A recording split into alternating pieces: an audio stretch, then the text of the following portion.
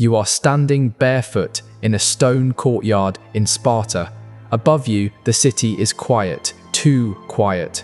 3 days ago, your home burned. Your children are already dead. The march is over. The shouting stopped hours ago. Now comes something worse. 31 women stand beside you in perfect rows, not chained, not guarded closely, counted. A man approaches from the far end of the courtyard. He does not introduce himself. He doesn't need to. His crimson cloak announces his authority. When he speaks, his voice is dry, stripped bare, his Greek sharp enough to cut words down to bone. You are no longer Athenians, he says. You are no longer wives. Everything you were is finished. Each sentence lands with the precision of a blow that leaves no visible bruise. Melina does not move. She has already learned that movement attracts attention, and in Sparta, attention is never a gift. They now belong to the state, not as common slaves. Slaves serve with their hands. They will serve differently. He speaks of distribution, of the city's needs, of functions. The words are administrative, almost neutral, as if he were discussing the movement of resources, not the erasure of lives. And in that moment, Melina understands something essential. The true horror is not immediate violence. It is the system that replaces it. A mechanism that requires no anger, no sadism. Rules are enough. Records are enough. Decisions made far from the faces of those who suffer them are enough. Sparta does not scream. Sparta classifies. The man turns and walks away without waiting for acknowledgement. The silence thickens. The Spartan women step forward and begin separating the group with calm efficiency. Melina feels herself crossing an invisible threshold, not into chaos, but into something far worse. A machine that already knows what to do with her. No voices are raised. They don't need to be. Their gestures are brief and exact, like signals memorized long ago. The women are divided into equal groups, 8 in each, and led toward different buildings lining the courtyard. Melina walks with her eyes lowered, counting her steps, forcing her thoughts into order. In Sparta, she senses that thinking too much is a dangerous luxury. The building they lead her into is austere, built of bare stone with no ornament, no symbol. Inside, the air is cool. It smells faintly of clean water. There are no chains, no screams. That absence unsettles her more than either would have. A woman waits beside a stone table and a vessel. Her face shows neither curiosity nor rejection, only function. When she speaks, her tone is neither kind nor hostile. It is the voice of someone who has repeated the same task too many times to retain emotion. Melina understands without being told. She must comply before being asked. She has already seen how this place works. Here, resistance does not halt the process. It only slows it and makes it more uncomfortable. She answers each question in a steady voice, as if every response buys a few seconds of calm. The woman marks symbols onto a wax tablet. She does not explain their meaning. She does not need to. In Sparta, knowledge belongs to those who govern, not to those who are governed. When it is finished, Melina is led to a shared room. Other women sit in silence. Some stare at the floor. Others study the walls, as if searching for cracks that do not exist. No one speaks. Silence becomes a shared language, a form of protection. That night, food and water are brought. Enough. Carefully measured. Melina notices the precision and understands something more about the system enclosing her. This is not careless cruelty. It is selective care. What is useful is preserved. Everything else is expendable. Sparta does not waste resources, and now she is one of them. As she lies awake on the hard bed, memories intrude uninvited. The smell of smoke clinging to her hair, ash still on her tongue as if the fire followed her. 72 hours ago, she was the wife of Hippocrates, the Athenian strategist at Diala, mistress of an orderly household, mother of 2 children who now exist only as an unbearable absence. That life feels distant, as if it belonged to someone else. Here, her name barely matters. What matters is what she represents, what she can offer, what she can produce. She remembers the stories Athens told about Sparta, exaggerations meant to explain their enemy's strangeness. stories that no longer seem exaggerated. Not because everything here is brutal, but because everything is inevitable. Every step was decided before she ever took it. In that silent space, Melina realizes she has entered a city that does not improvise destinies. At dawn, Melina wakes before anyone calls for her. She hasn't truly slept. Her body remained tense, alert, as if it learned in a single night that complete rest is a risk. Light enters through a narrow opening high in the wall. It offers no view of the outside.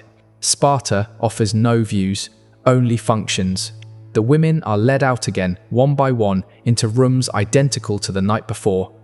In Melina's room, there is a stone table, a vessel of clear water, a low bench. The older woman returns, this time accompanied by a younger one. There is no hurry. There is no pause. Everything unfolds with the calm precision of a ritual repeated for generations. And whatever comes next has already been decided. The questions continue. They are not inquisitive. They are technical. Data is recorded. Cycles are noted. Backgrounds are reduced to silent numbers. Melina answers without protest. She has already understood that here neither consent nor resistance is required, only cooperation. When the wax tablet fills with markings once more, Melina senses that something final has occurred, even though she cannot yet name it. She has not been judged. She has not been condemned. She has been classified. As she is led from the room, she hears muffled sounds drifting from behind other doors. No words, only restrained emotion. Sparta does not require shouts to impose its will. Control is exercised through anticipation. Each woman imagines her own fate, and that private imagining proves more effective than any explicit threat. Back in the inner courtyard, Melina studies the architecture with new awareness. Everything here is built to last. Nothing is built to comfort. The stones are not beautiful, but they endure. Sparta does not construct to please. It constructs to remain. The same principle applies to people. Those who fit the structure are preserved. Those who do not are corrected, reassigned, or removed from the calculation altogether. When a Spartan woman approaches and instructs her to follow, Melina rises immediately. She has already learned the most important rule of this place. Those who hesitate are lost. As she walks, she makes a decision so small it barely registers as thought. Sparta may control her body, her time, her immediate future, but it will not fully control her mind. That fragile decision, barely formed, barely named, becomes her first act of resistance. To understand what is about to happen to Melina, it is necessary to step backward in time. Long before she ever stood in this courtyard, Sparta was not born an anomaly. It became one through accumulated decisions, made under pressure, justified by fear, refined by generations who learned to live without alternatives. Centuries earlier, Sparta conquered fertile land. It could not govern without constant anxiety. The subjugated population was large, persistent, impossible to absorb completely.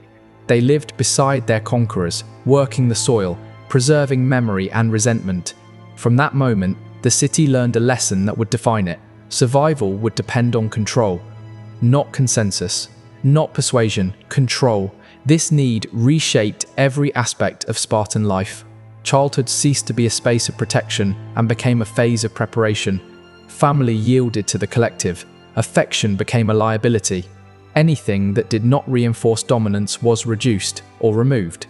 The body ceased to belong to the individual. It became a resource managed by the city, not through personal malice, but through systemic coherence. Over time, that coherence was praised as virtue. Spartans learned not to doubt, not to question, not to require explanation. Doubt was seen as a crack through which chaos could enter. Critical thinking was replaced by ritual. Ritual hardened into habit. And when a practice becomes habit, it stops appearing cruel. It simply is. Melina, seated now on a stone bench, becomes the result of this logic. She is not hated. She is not punished for being an enemy. She is absorbed into an ancient calculation, one that determines who serves, how they serve, and for how long. Melina does not yet understand every detail of this system, but she feels its weight, in the way she is watched, in the precision with which she is moved, in the total absence of explanation. The training Sparta imposed on its children sought more than strong bodies. It sought unwavering minds. From early childhood, obedience was taught without question, endurance without complaint. This was not punishment, it was conditioning. Every deprivation, every test was designed to erase a specific response. Over time, this produced men who required no explicit orders. They knew what was expected because the system had replaced morality itself. They no longer distinguished between permitted and forbidden. They distinguished between useful and useless. Everything else was noise. And in the shadow of this training existed a final stage, reserved for those who had already proven they could act without internal restraint. It was never discussed openly, only hinted at through euphemism, as if naming it directly might fracture the order it upheld. A space where obedience was perfected, where actions occurred without witnesses, without questions. Melina does not know its details, but she senses its presence like pressure in the air. The women whisper at night, fragments of stories, unconfirmed accounts. In Sparta, fear rarely requires proof. Possibility is enough. From the outside, Sparta appears calm, disciplined, ordered. But beneath that surface, tension never dissipates. It accumulates. The city endures because everyone accepts their role. Melina understands that the men raised in this environment are not individual monsters. They are the logical outcome of a system that eliminated doubt as a survival instinct. They have learned to sever feeling from action, to act without reflection, to obey without question. And it is these men who decide the fate of those who fall into Sparta's hands, not out of hatred, not for pleasure, but out of habit, out of consistency with a system that allows no exception. As she watches them move through the courtyard, Melina recognizes an uncomfortable truth. Resistance alone will not save her. To survive here, she must understand the system well enough to anticipate it. She must learn to think the way Sparta